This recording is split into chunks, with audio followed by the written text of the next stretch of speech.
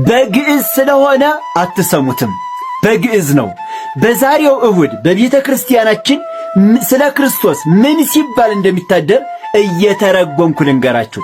ክርስቶስን አትሰብኩትም የሚሉን ሰዎች ይህንን ሲሰሙ ምን እንደሚሉን ያላቅም። እስኪ ለማንኛውም በደንብ ሼር እያደረጋችሁ አድርሱላቸው። ኮመንት ላይ ደግሞ ክርስቶስ ንጉሥ ነው እያላችሁ ሁላችሁም ጻፉልኝ። እንደዚህ ሲሉ ያድራሉ ሊቃውንቱ በዛሬው እሁድ በማህሌታቸው። ንጉሥ ውእቱ ክርስቶስ፣ ክርስቶስ ንጉሥ ነው። መሐሪ ውእቱ ይሁብ ዘርአ ለዘራኢ፣ ቸር ነው ለሚዘራው ገበሬ ዘርን ይሰጣል። ንጉሥ ውእቱ ክርስቶስ፣ ክርስቶስ ንጉሥ ነው። ያሰምር እክለ ለሲሳይ፣ እህልን ለምግብነት እንዲያፈራ ያደርጋል። ንጉሥ ውእቱ ክርስቶስ ንጉሥ ነው።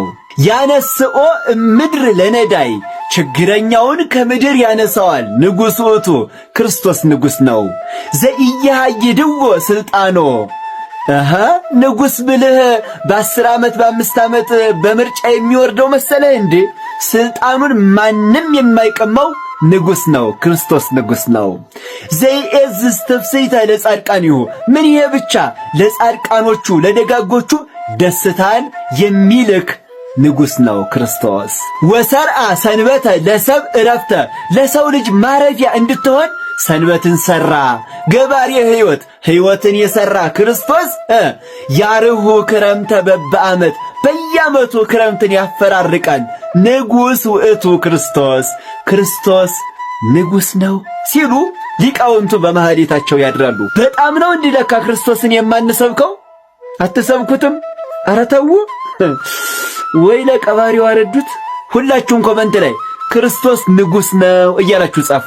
ሁላችሁም ክርስቶስ ንጉሥ ነው እያላችሁ ኮመንትን አጥለቅልቁት። ይሄን ቪዲዮ በደንብ ሼር እያደረጋችሁ ለብዙዎች እንዲዳረስ አድርጉት። ቤቱን ፎሎ አድርጉ። እወዳቸዋለሁ። ከበር በሉልኝ። ክርስቶስ ንጉሥ ነው። ዓመቱን ሙሉ ድቅ ያለው የሚቀጥለው ዓመት ሌላ ነው። ሐምሌ ላይ እነዛ ነበርኩ። ነሐሴም ሌላ ቀን ነው። ሌላ ወር ነው እሱ። ነሐሴ ላይ አልተለወጥኩም። ጳጉሜም ሌላ ቀን ነው። ተስፋ እንዳትቆርጡ። 10 ምናምን ዓመቴ ነው። ብዙ ዓመት እንደዚህ ማስተርቤሽን እያረኩ የራሴን በራሴ እያረካውን ያለሁት ምንድነው መፍትሄው ንገሩ ለምትሉ ሰዎች አብዝታችሁ ከልብ እሱን አልቀሱ። ሁለተኛ በመንፈሳዊ ነገር በበጎ ነገር ራሳችሁን አጥምዱት። ብዙ ሴጣን እንደዚህ የሚጫወትብን ምንድነው የሚባል አባባል አለ። ስራ የፈታ ጭንቅላት የሴጣን ላቦራቶሪ ነው የሚሆነው። ቁጭ ብላችሁ ስለምትሆነው መጽሐፍን አንብቡ፣ መጽሐፍ ቅዱስን አንብቡ፣ መንፈሳዊ ስብከቶችን ስሙ፣ መልካም ነገር ከሚያስቡ ሰዎች ጋር ዋሉ፣ እቅድ ይኖራችሁ። አሁን ይህ ዓመት አለቀ። 2018 እንዴት አለፈ? ከእግዚአብሔር ቃል ነው ያሳለፍነው። በንስሐ ነው ያሳለፍነው። የእግዚአብሔርን ቃል እየተማርን ስጋ ወደሙን የተቀበልን ያሳለፍነው። ለሚቀጥል ምን አቀዳችሁ? በመንፈሳዊ በዓለማዊ የሚወታችሁ።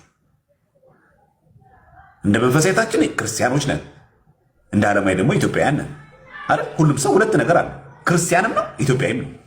ሁለቱም አይጋጩብንም። ምንድነው ዓላማ? ምንድነው ዓላማሽ?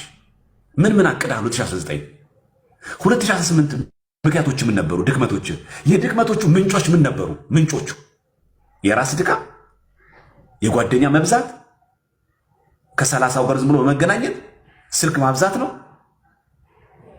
ቲክቶክ የማትገቡበት ጊዜ ያስፈልጋቸዋል። ስልክ የማትጎረጉሩበት ጊዜ ያስፈልጋቸዋል። እስቲ ለእግዚአብሔር ጊዜ ስጡት፣ ለራሳችሁ ጊዜ ስጡት። ሚዲያ ላይ የማትገኙበት ጊዜ እኮ ያስፈልጋቸዋል። እስቲ ራሳችሁን አዳምጡት። የዚህን ጊዜ ሰው ትሆናላችሁ። አንድ ቲክቶክ አካውንት አላለ፣ ስልኬ ነው ጠላት የሚል ቀልድ ይመስላል። የምር እኮ ነው። በቃ አዲክት ነናል። በቃ በታክሲ ላይም ስንሄድ እያራመድን ነው።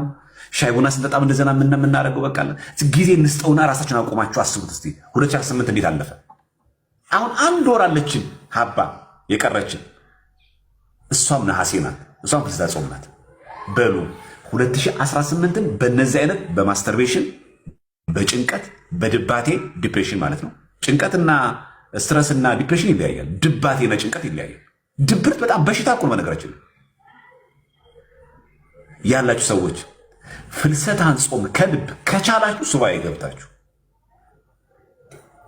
በተለይ ይሄ ማስተርቤሽን በጣም ከባድ ነው ለተማሪዎች ነው። ለምን? የክረምት ወቅት ነው፣ ክላስ የላቸውም። አብዛኞቹ ተማሪዎች ቤት ነው የሚውሉት። የሚያዩት ነገር ስለሌለ ጊዜ የሚያሳልፉት ነገር ስላጡ ሴክሲ ቪዲዮዎችን እያዩ ፖርን ቪዲዮዎችን በአጠቃላይ እያዩ ራሳቸውን በራሳቸው የማርካት ነገር ውስጥ ይገባሉ። የጠላቱ ምንጭ ለስሙ ቤት ነው ያልነው አይደል? ክላሳችን ነው ያልነው። ስንት የሚነበብ ነገር ስንት ነገር የምናውቀው ነገር እያለ እቅር ስታቅዱ እውነት ሰው ትሆናላችሁ። 2018 ምን ነበር ድክመቴ? ንስሐ አልገባሁም። ችን ነሐሴ ወር ንስሐ ቀድሞ ገብቼ ነሐሴ ሱባኤ እገባለሁ። ስጋዬን እስቲ ለእግዚአብሔር ላስገዛው። ከቻላችሁ 14ቱንም ቀን ካልቻላችሁ አንዷን ሱባኤ 7 ቀን እሱ ቢያቅታችሁ 3 ቀን የሥራ ፍቃድ የለኝ የምትሉ ሰዎች ዓርብ፣ ቅዳሜ፣ እሁድ አድርጋችሁ ሰኞ ወደ ስራ መግባት ትችላላችሁ። 3 ቀን ቢያንስ ስልካችን ሲጮፍ እናድርገው እስቲ እናሳርፈው። ከእግዚአብሔር ጋር ብንገናኝ ይሻል። ምን እንደምታደርጉት ከምትፈልጉት ሰው ጋር ስታወሩ እንደምታደርጉት ስልክ ሲጮፍ ለምን? ምንፈልገው ሰው ነው። አሁን ምንፈልገው ሰው ስለሆነ ሌላ ሰው ማናገር አንፈልግም። እንደው አንዳንዶቻችን ደግሞ አልፈን ተርፈን ስልኩ ትተነው እንወጣለን። አንፈልገውም። በቃ ንግግራችን ኮኔክሽናችን ከዛ ሰው ጋር ነው። ከዚህ ሁሉ እግዚአብሔር አይበልጥ። ስለዚህ ማህበራዊ ሚዲያ እንዳይሰለጥንብን እንሰልጥ ነው። ማህበራዊ ሚዲያ እንዳይገዛን እኛ እንግዛው። ማህበራዊ ሚዲያ እንዳይመራን እኛ እንምራው። ስለዚህ መሻታችሁ በደንብ ለዩት። ትክክለኛ ክርስቲያን ከሆናችሁ ትክክለኛ የጾም ሰዎች ከሆናችሁ እችን ፍልስታክ አንድ ነው የቀረችን። የዓመቷን ኃጢአት እናራግፍባት። ግድ የላችሁ።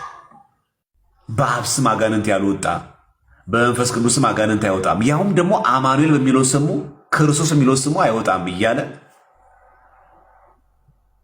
እዩ ጩፋ በጸለየው የዘይት ብልቃጥስ አጋንንት ይወጣሉ።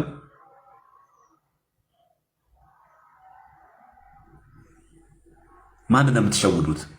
እዚህ ውስጥ ያላችሁ ፕሮቴስታንቶች ማንን የምታጠሩ? አይበቃችሁ? እስከ መቼ በእናንተ ላይ ይጫወታሉ?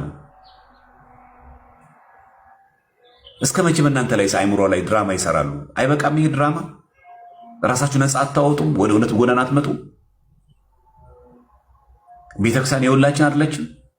የግል ገንዘባችን እኮ አለችም። ኦርቶዶክስ ተዋሕዶ ቤተክርስቲያን የሁላችን እኮ ናት። ቤታችሁ ናት እኮ። በተለይ አምናችሁ የካዳችሁ ኦርቶዶክስ የነበረ የካዳችሁ ወደ ቤታችሁ ተመለሱ። ምን መሸቃቀጥ አስፈለገ? በድራማ እኮ ክርስቶስ እኮ አይሰበክም። የሚሰበከው በእውነት ነው።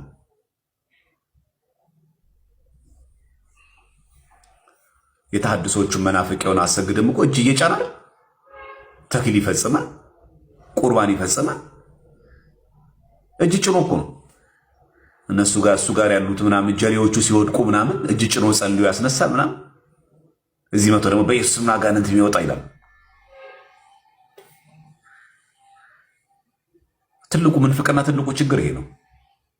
እነሱ በሚያደርጉት ነገር ትክክል ነን ብለው እያሰቡ እውነተኛውን ሰው ግን ማጥላላትና መጥልሸት ነው። ስለዚህ ቀርቷል። አሁን ይሄ በፉከራ በሽለላ የፕሮቴስታንት ወገን በጥላቻ ምናምን ቀርቷል። አሁን ዘመኑ የማስረጃ ነው። ዘመኑ የእውቀት ነው። ዘመኑ የእርጋታ ነው። በብስለት በእውቀት በማስረጃ መርታት ነው። ፉከራ አያዋጣም።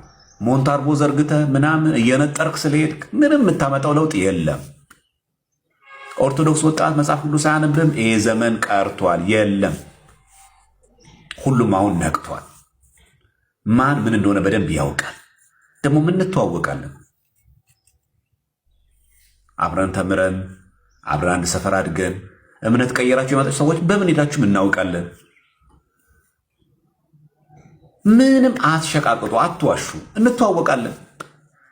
ማንን ፈልገሽ እንዴትሽ እናውቃለን። ምን ጎሎብሽ እንዴትሽ እናውቃለን። ምን ጎሎብ እንዴትክና ይሄ ምንም እኮ የተገለጠ ነው። ጌታ ኢየሱስ ገብቶኝ ነው ምናምን እሱን ተረቶ የነበርኩበት ጨለማ አልገባህም። ገንዘብ እንዴት እንደማባክን ምናምን እንዴት እንደምጠጣ እንዴት እንደምሰቅ እሱን ተው፣ እሱን ድራማ ተው። የኔ ጓደኛ ሆነ እኔን ትዋሸኛለህ? የኔ ጓደኛ ሆነ በቃ በራሳችሁ ላይ ድራማ አትስሩ። በቃ ከኔ ጋር አብረህ ውለህ ከኔ ጋር አብረህ እየሰራህ እኛን መዋሸት ይከብዳል አይከብድም?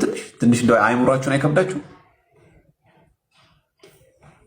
አብረን እየዋልን መጠጥ ሳንጠጣ አንድ ቀን ስካር የሚባል አይደለም እኮ መጠጥ፣ ጫት ምናምን ነገር ወደ ሱስ ነገር ሳይገባ ክፉ ቦታ ሳንውል አብረን ውለን አብረን እየኖርን እየተዋወቅን ለምን ተቀየርክ ስለው የነበርኩበት ነገር እየኖርን አብረን አንተ የምትለኝ ኖርኩበት መቼ ኦርቶዶክሳዊ እኔ ጋር አየኸው?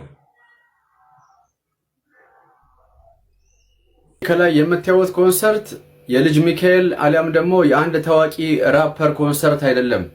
በአንድ ቸርች ውስጥ ለጌታ ሲዘመር ጌታ ሲመለክ የሚያሳይ የሚያሳስብ ቪዲዮ ነው። መቼም አሁን እንደዚህ ስንል አንዳንድ ሰዎች እንግዲህ የሚንጫጩ ፕሮቴስታንቶች መኖራቸው አይቀርም ብዬ አስባለሁኝ። ሆነም ቀረም ግን ዓለም ከቤተ ክርስቲያን መኮረጅ ሲገባት እንግዲህ ጌታ ሲጠፋብህ ከዓለም እንደዚህ ትኮረጃለህና እኔ የሚገርመኝ ደግሞ እንደው የራፕ ባህል ያላቸው እንኳን ነጮቹ ምዕራባውያኖች እንኳን በራፕ እንደዚህ ሲዘምሩ ታይቶም ተሰምቶም አይታወቅምና ለመጀመሪያ ጊዜ ነው ይሄንን ያየነው። ይሄ ልምምድ ጥሩ ነው። ወደፊትም እንግዲህ ደግሞ ቢራና ባለጌ ወንበር ብትጨምሩበት አሪፍ ነው ብዬ አስባለሁ። ለማንኛውም እስቲ እዩትና ሀሳባችሁ ኮሜንት ሴክሽን ላይ አስቀምጡልኝ።